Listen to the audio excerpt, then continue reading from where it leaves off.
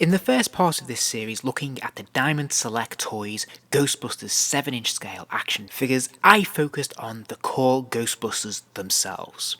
Today I'm going to be taking a look at some of the other human characters that were released as part of this line. Now, it's probably worth restating that there were two types of releases for these figures. There was the deluxe select version, which comes in that big oversized packaging and also comes with a piece of the rooftop diorama, and then there's the standard release packaging, which is a lot smaller, a lot more streamlined, and generally had less accessories and didn't come with a diorama piece. And as a reminder, here we can see the oversized clamshell packaging. We can have a look at some of the branding that went into this and the overall design aesthetic, which looks pretty nice. Obviously, the central colour here is green, appropriately so with the slime and everything that's associated with Ghostbusters. I think that's a really wise choice. We have the really chunky Ghostbusters logo on the side panel, which looks really good, and of course we can see the figure in there with the diorama piece behind him. So this is nice and clear, it's very chunky and quite attractive. Meanwhile, on the reverse of the packaging, we have a big image of the figure in all his glory. We have a little bit of bio about the character and the film. We see some of the other figures released as part of the wave. And then at the bottom, we have this nice image of the Ghostbusters crossing the proton streams there and creating that sort of effect in the sky, which I think is quite nice. It's definitely in keeping with the spirit of the film, and I think it's very nicely done. So I'm going to start by looking at the Lewis Tully figure, because this is one I actually don't own. Sadly, he's the only one in the series I never managed to pick up, so he's very much needed on my want list. I actually did have the opportunity to pick him up a couple of times, actually, and I passed. At the time, I wasn't intending to get all of the figures, but as these things so often go, I ended up getting the rest later down the line, so now this is a regret. I should have picked him up when I had the chance. However, I don't have him in hand, so I've only got these photos to really base him on. But one of the things that always put me off this figure is that overall I don't think it's very attractive all in all. It's, I think it's quite faithful to what we see on screen. I think they've done a pretty nice job. The head sculpt looks to be pretty accurate, and it's certainly the sculpt of the body and the clothes all look really solid. But sadly, the figure doesn't come with any accessories apart from, obviously, this diorama piece, which is only in the deluxe select edition. I think the standard edition didn't even have this, so he really is quite light on accessories, and I feel like this figure, because he's one of the more bland figures in the whole series, he really needed something to enhance him a little bit. I'm not quite sure what they could have given him, to be honest. There's nothing really that I can associate with the character that would have been a really good prop, but I feel like he needed something just to make this figure pop a little bit more, because he's not the most exciting character or action figure in the world. However, I did pick up the Dana Barrett figure. Obviously, this one's a bit of a no-brainer. She's one of the major characters in the film, and this, I think, is probably her most distinctive look from Ghostbusters, so this makes perfect sense. But I've got to be honest, I don't think it's the best head sculpt in the world either. This isn't a great likeness. Certainly there's some crossover here, but I just don't think it's very strong. I think the hair is probably too wild. When it's sculpted in one big block like this, it doesn't look that great. I don't think it really looks the way it was intended to look, and I definitely think it would have benefited from having a few more paint washes run through the hair just to lighten it, give it a bit more texture, just to make it look a bit more visually interesting and more lifelike. And then the head sculpt itself just feels a little bit too slim, a little bit too narrow, a bit too elongated, and I just don't think this has really caught a very, very strong likeness, and I think we're used to Diamond Select doing a lot better sculpts than this. Likewise, the body sculpt isn't that great either. I think it's a tricky one because obviously they're trying to replicate that effect of the flowing gown with all its billowing sort of quality, but it doesn't really translate that well into plastic form, and so it looks a little bit clunky, a bit blocky, and yeah, especially given the articulation points that we can see quite clearly here, it's quite distracting and it just looks a little off kilter somehow. Also, the shading looks to be a little bit too muted. It has a sort of almost a metallic wash. That's not quite metallic, but it catches the light quite nicely, but it just looks a little bit too muted. I feel like it should have been a brighter orange. Now you'll notice that the bottom of the skirt is a sort of hard rubber, which is fairly flexible to allow the articulation to move. There is the tassel there, which is a lot more flexible. It's a lot thinner rubber, which is good. But one of the key issues I have with this figure is the feet, because they're too small to support the figure really when it's standing up, and there is a tendency for the figure to just want to fall over all the time. So you're going to need a stand if you want to stand this figure up correctly. Now, in terms of articulation, Diamond Select have made a good effort here. I'm not sure if it's entirely successful. She does have a ball joint in the head, so she can move her head from side to side and wobble it forwards and backwards a decent distance, but as you can imagine, that thick hair piece at the back there is always going to block the head from looking backwards a great deal, or even moving from side to side. Now, she does have a ball joint in the shoulder, which allows the arm to kick up and out, and you'll notice at the sleeve there is also an extra bicep swivel there as well. There is a single jointed elbow, so she can bend her arm to roughly 90 degrees, and then there is a pin swivel at the wrist, so the hand will rotate 360 degrees and it will hinge forwards and backwards as well. Now, there is articulation, there's a ball joint in the chest, but it's not 100% successful in my opinion. It's very stiff, you can get it to move forwards and backwards a good distance, and you can arc it from side to side. But overall, the amount of movement you get isn't that great, and the compromise is on the aesthetic, and it does ruin the look of the figure, so I don't know if it was really worth it in the long run, although I do appreciate the attempt. Now, she does also have a swivel at the waist, but again, it's very stiff, and it does look very clunky and a bit unnatural. Now, she does have a hinge at the hip, so in theory you can kick the legs out. However, there is such a lot of resistance from the rubber of this skirt that really you can only do this with one leg, and it is a bit of an ordeal. You can also kick this one leg forwards, and you can bend the knee because there is a double jointed knee there. But again, as soon as the foot comes back to against that hard rubber, you are restricted. And then there's a straightforward hinge at the ankle. Now, aside from the diorama piece, she doesn't really come with a lot of accessories. She just comes with this extra pair of hands. Now, to be honest, I think this is probably fair, since I can't really think of any other props that could have been given to this character, but that said, it does feel like it's quite light on accessories when some of the Ghostbusters come with quite a lot. Overall thoughts on this figure then? Well, disappointment, to be honest, is the overriding thought I have about this figure.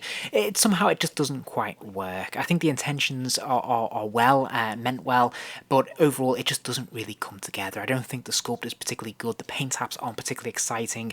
I think the overall look of the figure feels a little bit clunky because they've tried to give it articulation, and it probably doesn't really work with this character in this outfit. So, all in all, a really integral, very important character. You're going to want to have it to flesh out your collection, but yeah, it's not great, to be honest. Moving on to Janine. Janine's another character that I was very late to pick up. By this point I committed to most of the series, so I wanted to complete the series and build that diorama. But straight away I feel like Diamond Select are starting off on the wrong foot here, because this isn't the most exciting character they could have produced. Janine isn't a really significant character in the film in that she plays an integral part in any of the action sequences. She doesn't have the most colourful or interesting outfit, so I think there's always going to be something a little bit dull about this figure. So let's start by looking at the sculpt. Again, the head sculpt here, I'm not a big fan of this. It just doesn't look right. They've given her those big, chunky pink glasses, which I think really hurts this figure, because although she does wear them, obviously, in the film, they don't look the way they appear on this figure. So straight away, that warps and distorts the overall likeness, and the features just look too pinched. It doesn't really look that much like the actor. So yeah, I don't think we're off to a good start. The body mould is fine, I suppose. It does come with this nice cardigan, which is a separate piece, which is sort of a flexible rubber, so you could remove this if you want. I'm glad that it is flexible so that it can be malleable, so that you can, still move the figure, make the most of the articulation. That is a huge boon. But overall, it's not very colourful, it's not very bright, it's not very visually interesting, and so it does look a little bit dull and boring. And obviously that theme carries through the rest of the figure right down to the feet. Now you may notice she has these huge heels as well, which is an extra problem in terms of posing the figure, because again, you're going to have lots of issues of this figure falling over if you're not using a stand, which is a real frustration. On top of that, she also has this rubber skirt, but it is a very hard rubber, so once again, you are fighting a battle when it comes to trying to make the most out of the articulation that's here. And speaking of the articulation, she does have the ball joint in the head, and there is no resistance here at all, which is great because she has that short hair. That means, of course, she can move her head right the way around from side to side and look up and down a pretty decent distance. So all in all, this is pretty solid stuff. This is good to see. She does have the ball jointed shoulders, and again, these kick up a really nice distance and kick out, which is good. There is a pin swivel at the elbow, so of course that lower arm can swivel right the way around if you want it to, and of course it also hinges to about 90 degrees as well. And then there's another pin swivel at the wrist. So of course the hand can rotate 360 degrees, and of course it can arc forwards and backwards as well. So that's pretty good stuff.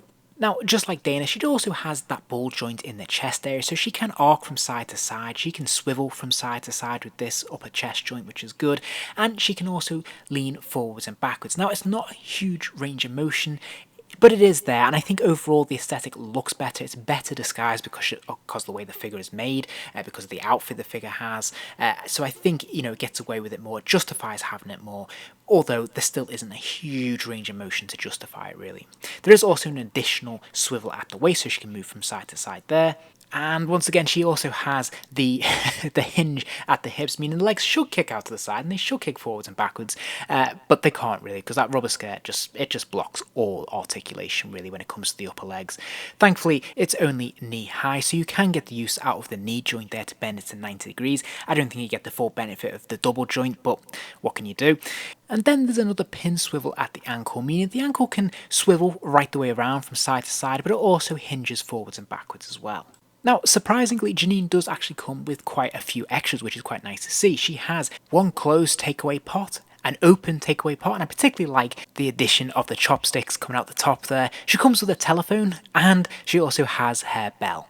So all in all, again, not a fantastic figure, definitely one for super fans and completists really, because it's not that exciting. I don't feel it works that well as an action figure. There is a tendency for it to fall over. You can't really pose in that many positions, and I think the likeness is pretty bad, to be honest. But that said, I think some of the accessories are actually really fun. I really like this phone accessory. I love how the actual phone comes off the hook. I think that's kind of cool.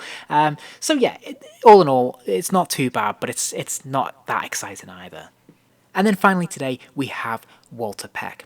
Now again, this is another character I'm not entirely sure really justifies an action figure. I can understand people want to build out the collections and have lots of characters from the film, but Walter Peck isn't probably one many people were anxious to get hold of.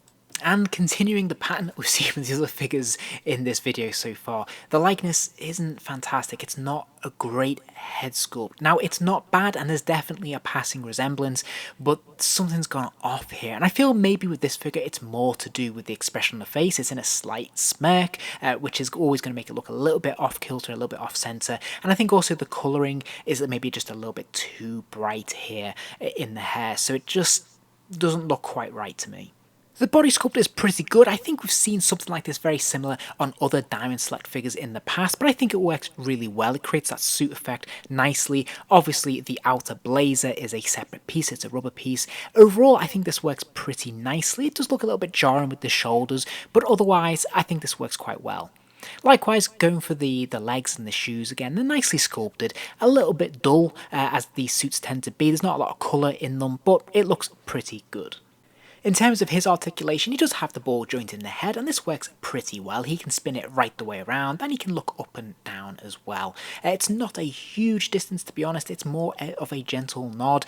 Mine is quite stiff. He's still quite new, but the functionality is there, although it's just not as great as we saw in, say, the Janine figure, for example.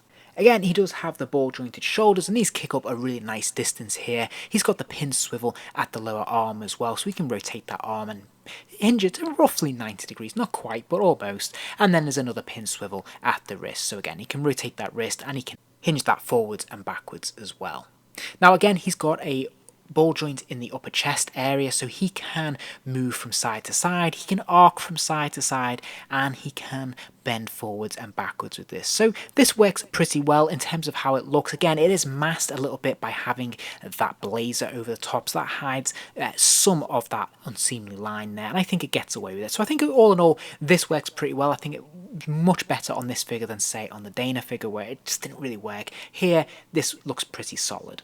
And then, much like the other figures, he also has extra articulation in the waist, where there's an extra swivel there to allow him to turn from side to side. And in conjunction, these two joints work very nicely together. And finally, on this figure, we can actually see we can properly utilise the hinge on the hips there. Again, it doesn't look great, to be honest. It's not always an attractive joint, but we do get the full functionality. The legs can kick out to the side, they can kick forwards, and they can kind of move backwards a little bit as well. He's also got the benefit of having the double jointed knees, so this works really well on this figure, and then he's got a ball joint in the ankle as well, meaning of course the foot can turn right the way around and it can pivot from side to side as well as arcing forwards and backwards.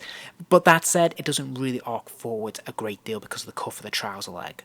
So all in all, I think that Walter Peck probably is superior to the other figures in this video so far. He can definitely get the full use of his articulation, which is a huge bonus. I think in terms of his visual, it's fine. It's a little bland, a little bit boring, but I think it works. It is very much what we see on screen, so I can't really fault it for that. Overall, I'm not massively impressed with the likeness. The head sculpt definitely seems a little bit off to me, and the colouring just seems a little bit too bright, but it's not a bad figure, it's just not a great figure. And so there you have it. Overall, a pretty disappointing bunch, to be honest, in this lineup. And I think these are some of the less interesting characters, in my opinion. Obviously, they're all very important characters in the film itself, but as action figures, I don't know if they really work that well. Certainly, once you've picked up your Ghostbusters, and then of course we've got all those fantastic ghost suits I will come to in another video, these characters feel a bit subsidiary, really. These are the ones that feel, for me anyway, they're the ones you pick up last because you want to build that diorama, and that was certainly true in my case. If you enjoyed this video, please do give it a like and remember to subscribe as there'll be plenty more videos soon.